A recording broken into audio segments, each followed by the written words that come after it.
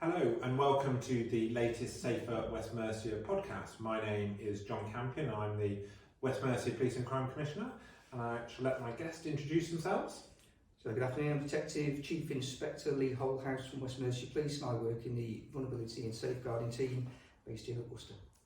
Excellent. And Lee, you're here talking about rape and serious sexual offences, and you're part of the work that's been developed within West Mercia Police we're going to talk about in the podcast. How did you end up sitting here, as it were? What bits in your career led you to this part of policing? Well, I've been in the police now, it'll be 22 years this coming Monday, and I've got a very vast and varied career around investigations. And most of my career path has led me to the investigation or the oversight of rape and sexual assault offences. So I've got a very keen interest in these types of investigations and a passion to catch the offenders. So in the past couple of years I've been working within major crime, leading major investigations such as murder and serious stranger rape investigations. And probably about 10 months ago an opportunity came up to take over this role. And as part of my portfolio, one of my sort of key objectives I was given was to help West Mercia Police overhaul how we respond to rape and sexual assault investigations and alter the culture so we're getting better outcomes quicker. So, as people are aware, this is going to be a discussion around rape and serious sexual offences. And if people either have concerns or indeed personal experience or indeed need further help around the matter, there is a lot that is available. So we will pop some links underneath this podcast of where people can get help or more information. There's information on West Mercia Police's website and on West Mercia Police and Crime Commissioner's website. So all by putting those names into your search engine can you get some more information. We really know of the volume of sexual and sexual offences that are in our society are at a really high level compared to some historic rapes, as the contention is that more is reported now. But it still shows that there's lots of misunderstanding about the process of bringing those who are responsible for such offences to justice. For example, lots of misunderstandings out there, including only 39% identified that most rapists are known by their victim, for example, and indeed 42% recognising that being in a relationship or a marriage does not mean consent. So therefore, making sure that we're supporting society and those who have been subject to these behaviours, knowing that actually this is wrong and it's absolutely right that the state can intervene in more of these cases, because that misconception is that barrier sometimes to the underreporting that I referred to a minute ago. And I'm just going to touch on some of the stats before we go into the main discussion. In West Mercia, that local picture, West Mercia sees just under the 1 in 10 rape offences action taken, which is above the most similar forces average, isn't it? And we have seen then a big step up to 12% for other sexual offences, and again above our most similar forces. But I think we recognise, and I think society would recognise, that level's got to go up, and some of the work we're going to talk about today is absolutely linking to that. So you started off by telling us that you're involved in work explicitly in West Mercia, but one of those is around a real investment that we've made into the sergeant roles in terms of that gatekeeper in relation to this particular criminal justice route. So can you just explain as to why something described as a gatekeeper is a good thing in terms of getting more people the justice that they deserve? So there's slightly more to that. What I'll do is I'll probably start off with conventionally how we've done stuff, so just put a bit of context around why we've changed it. So historically you've had a victim who will have reported a rape or a serious sexual offence. We'd have had a uniformed cop go out of it, we'd have taken the initial details. That then gets allocated to what we class as a traditional detective sergeant who runs an investigation team, who then allocates that to an officer. And that's how we've always run those level of offences. The issue being is, in modern policing, there's so many demands across a frontline detective sergeant that they can't possibly keep their eyes on everything. And very often what gets missed are those mature investigations and the continued drive and the momentum that's needed to maintain focus and gather that evidence. And that was a gap in our rape and sexual assault investigations. So looking to close that, we've actually recruited 7 DSs. Now, you refer to the Gatekeeper, so I'll come on to them in a minute. If I start with what the 5 RASO DSs do, so there are 5, and that's 1 per policing area, so 1 for Shropshire, 1 for Telford, 1 for North Worcestershire, 1 for South Worcestershire, and 1 for Hereford. So everyone's got their own DS that owns RASO in effect from a local point of view. So just so the people listening at home, could we use lots of acronyms in policing? So what would RASO? So if I refer to RASO, that would be what we class as rape and serious sexual assaults. Yeah. Okay. So that's what they do. So there are some real key roles and key fundamentals that we've asked them to do. So every RASO offence and rape and serious sexual assault offence that comes in within 24 hours gets one of those DSs to review it. Okay, and they're looking for a number of key things. So first of all, we're looking to ensure that we've referred every victim to support services. And secondly, what we've got them to do is look to see whether there's a real strong and proportionate investigation plan on that crime. And that is key, because to get the outcomes, the best way of doing that is get that investigation plan on early, so we can identify those inquiries, focus down, get the right work done, so we can get that offender into court. Once that's done, they then provide what we would class as subject matter expert support to the investigator and the sergeant. So they're on hand for help and advice and tactical advice to enhance that investigation. And then after 3 months, what they do is they then take ownership for the supervisor of the investigation. So it takes that pressure off that frontline DS, who's really busy with lots of other demands, but it means we can maintain a focus on the investigation and a drive momentum, and the rape and serious sexual assault DS then hold the investigating officers to account to make sure that those inquiries are driven and they're done in a timely way. So that's their role. So the gatekeepers, as you referred to before, we've now got 2 of them. One in the north of the organisation looking after Telford and Shropshire, one in the south looking after Hereford and Worcestershire. And their role is predominantly around file quality. I'm working very, very closely with the CPS to make sure that we submit timely, accurate, evidential files to the Crown Prosecution Service to help them get to decisions earlier to support charges. And that means that when we get into the courtroom, there's less action plans, less work coming out of it. So it means we can get a trial quicker. So whilst those posts are relatively new, we've only really been embedded in them since just before Christmas, we're already hearing anecdotal evidence from the LPAs that they're working, their local police areas, that they're working, and we're already hearing from the Crown Prosecution Service that those forces that have got gatekeepers embedded are starting to see outcomes quicker. So it's a real positive step in the right direction. Because there's something called Obsteteria, which has been a big national focus in this part of policing.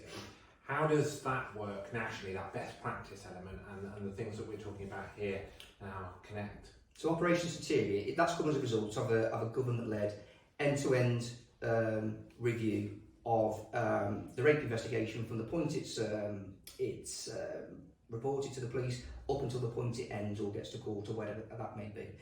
And I don't think it's any secret that we needed to get better at it, we needed to change, we needed to provide a better service to the victims, and Operation Soteria is that.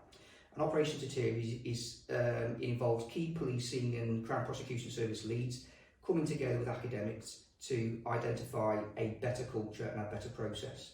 So in effect, what they want us to focus on is the 3 areas. So producing an investigation which is victim-centred, suspect-focused and context-led. Now I'll try and give a very, very generic brief example of how that works so people can understand it. So you imagine, and you referenced before, that actually most rapists are known to their victim. So in a domestic setting, you've got a couple. One is a domestic abuser, one is a victim. Regular violence, regular rapes. And after a period of time, the victim comes forward and reports them. Now, historically, what's been asked? Why is it taking you till now to report the crime? Why didn't you just get up and leave? Why did you allow him to rape you? And all those kind of things. And then the investigation gets framed in that mindset. And then the courtroom gets framed in that mindset. So we want to change that now to say, well, of course they wouldn't leave them because of the psychological abuse that they're under. You know, they may be having to remain in the premises because have financial security, because they've got dependents, because they've got children. And they, in inverted commas, submit to consenting to the sexual act because that's easier than getting beaten up. So already you can see the two differences there in what I've described, and actually the second one is more of a focus on the suspect's behaviour. And if we work as the police to present that to the court and take the culture away where this has been historically an examination of the victim's credibility and put all the onus on the suspect's behaviour and the context around that behaviour, that is like to change attitudes and see an uptake in convictions at court. So there's some key stuff that we've got to do around that. So we've got to drive those standards of investigations where that culture is set. To do that, we need to train the officers well and the investigators well. So we've embarked on some procedural justice training across the organisation, which looks at how we need to better interpret victims' behaviours and victim responses to crime, because very often victims can feel as if we don't believe them. And I can honestly say, for my 20 odd years in the police, I don't generally think that's true. But what I do think is we're not very good at conveying our communications well. So we very often do leave victims with the impression that we don't believe them. So this training will try and address some of that. We're working with partners such as the CPS to build really good training products to improve the standard of investigation our officers do, so we get it right first time. Again, get those cases into court earlier. We're working at building up our data set so we can better isolate the issues and those who are at most risk of harm using high harm data, so we can get interventions in early and we can focus on disrupting suspect activity. Because let's be honest, we're not always going to be able to take every case to court, but what we can do is focus down and disrupt and prevent crime from continuing. And probably the best thing for me is look at how we've changed things digitally. So in the past, when we've had a report of a rape or a serious sexual assault, we've taken the victim's phone off them for examination, because that's just what we do, that's the culture we were in. And not recognising that actually by doing that, we were probably taking somebody's lifeline away from them and the support networks that they had. So now we've gone completely in the opposite direction. We don't do that anymore. We don't take a victim's phone off them unless there's an investigation need to look at it. And even then, we only do it with the express consent of the victim at a time that's convenient to them. And when doing that, our promise to them is to have that phone returned within a 24-hour period, and or we provide them with a replacement so they've got something and they can maintain their life away from the investigation. So that doesn't just involve me and my team. There's a whole raft of support teams and services and your own PCC office involved in the work along that. So we've come a long way, and we're doing I think we're in a good position, but we've got a long time to, we've got to get to September where we can fully implement it, but I think we're in a good place. Because the oppositeria work that I know a bit about nationally, but those listening might not, has been the bit that you early on just talked about, that shift away from the emphasis on the victim, but not in terms of a support centre, in understanding their behaviour rather than understanding the behaviour of the perpetrator. Because quite rightly, you know, the language you use as an example in what you've just said at the beginning around the victim blaming language needs to be consigned to the history books, yes, doesn't it? And about making sure that shifting and hearing the whole raft of work that is within Soteria to make that happen in terms of the shift in the way the system works, not just about the individual playing a part. And it's actually really simple to do if I could just come in there. So you imagine if somebody reports burglary, somebody reports a theft, somebody reports a shoplifting or assault or whatever it may be. We don't take their phone off them. No. We don't delve into their history to start looking at their credibility as a person. So why do we do that here? So it's actually quite a simple mindset culture to move away from. And for me, in 2024, your phone is often your connection to your loved ones and your support networks, isn't it? So I don't even know my own number. So you know, it's to be able to connect with, let alone other people's numbers. So to connect with others without that phone, that central contact. Well, everybody's lives through their phone these days, and that's the thing. And it's for people of a certain generation, we still like to text. But lots of people these days, they converse through social media, through other apps and stuff like that. And to take that away from somebody is like losing an arm these days to people. So it's vitally important that people have that independence to support network around. So just very briefly, just for those that will be listening, just very briefly run us through the process of when that victim survivor makes that initial call to police, and how they're supported, and anything that they might be aware of on that initial contact. So that would probably depend on the circumstances of the report. So let's just say if the victim came forward and the rape or sexual assault had happened in a very short space of time beforehand, we may deploy what's called a specially trained officer, which usually is a uniformed officer who's been provided with extra training to obtain that evidential account from the victim, and to assess whether there's any need or requirement to recover forensic evidence from them. And then there's eventually conversation with the victim then around, well, what is it you want from the police and your expectations, and what do you want us to do for you? And I suppose that comes back to the victim-centred, putting them at the heart of it, giving them that voice. What is it they want from us? And then we work with them to deliver that work. So it may be that there's an ongoing forensic medical examination to gather that evidence. So, and that could be quite a traumatic thing for people to think that they're going to go through, but it's conducted by trained medical experts who are very professional, who are very, very sensitive, and it's done in the most sensitive way that they could possibly be done. And what will happen then, the investigation, if that's what a victim wants from us, then gets allocated to a local investigation team to be progressed from there. And that is where all the stuff I talked about previously comes in. So it'll be allocated to a detective, it'll be allocated to an investigator to manage that investigation with oversight from their local detective sergeant and the rape and sexual assault detective sergeant as well, reviewing that process to make sure that we do it. And where we want to get to is have a really good relationship with our victims, whereby in effect they're equal partners in the investigation. So they are being kept up to date regularly. They are being supported. We are listening to their concerns. We are listening to lines of inquiry that we offer, so we can build that best investigation for them. In terms of the RASOs, they're fairly new, as we've alluded to. Talking about how we improve things, where would you see their main bit in terms of the victim is going to feel a better service or an improved service? Well, I certainly think positive outcomes. So I think putting more people being held to account. More people being held to account. More people being put before the court. And you mentioned before around our sort of our positive outcome rate for rape at the minute is roughly around about 9%. And obviously we want that to be better. But to put that into context, less than 12 months ago, that was just under 6%. So the process is starting to work. So I think we need to carry on with that. I think for me, we need to drive down the amount of time it's taking us to investigate crime. And certainly within less than 12 months, which I know can sound quite lengthy to people.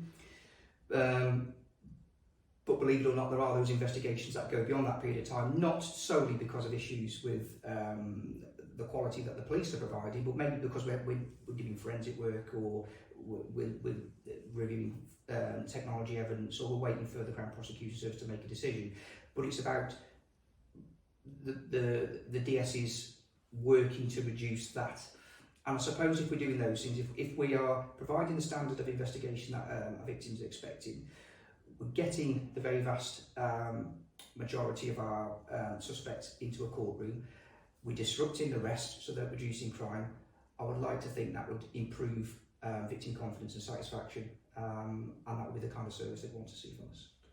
You've just touched on other partners in the criminal justice system, because the police, quite rightly, don't have control over it all. There's the independent judiciary who ultimately make the decisions, the court service that organise the court. You've got the CPS who provide the prosecutory advice and indeed lay charges and indeed ultimately would prosecute a case.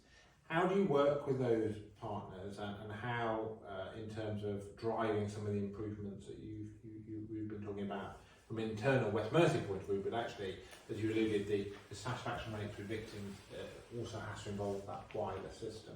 We like to touch on that, because actually in terms of driving improvements isn't just down to the police, that there are wider partners that have to come to the table of that, and they are doing so. We focus on the Crown Prosecution Service, who are probably our biggest key partner in getting these outcomes.